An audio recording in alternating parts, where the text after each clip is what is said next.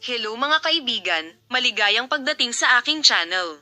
Si Tugba Buyek Usten, na matagal nang umibig kay Enjen Akurek, ay nauna sa kanyang mga post mula sa New York.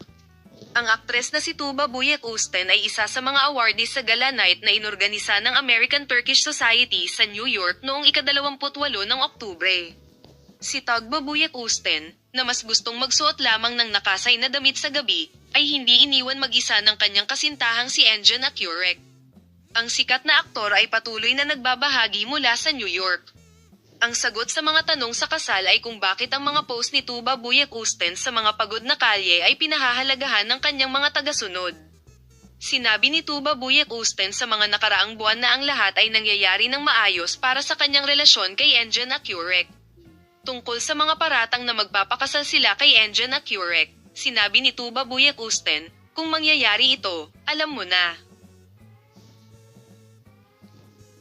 Nagsimula na ang countdown para sa pelikulang Leave It to the Wind, na pinagbibidahan nina Enjen Akurek at Tuba Buyek Usten. Ang script ay isinulat ni Selen Nazan at sa direksyon ni Enjen Erden ang mga nangungunang aktor ng pelikula, na ang mga paghahanda ay nagpapatuloy sa mahabang panahon, sina Tuba Buyek Usten at Enjen Akurek, ay naghahanda na muli. Ayon sa ulat ng Golden Stone, maaaring magsama ang duo sa isang bagong proyekto sa serye sa TV. Salamat sa iyong interes sa aking video column, makita ka sa mga bagong video.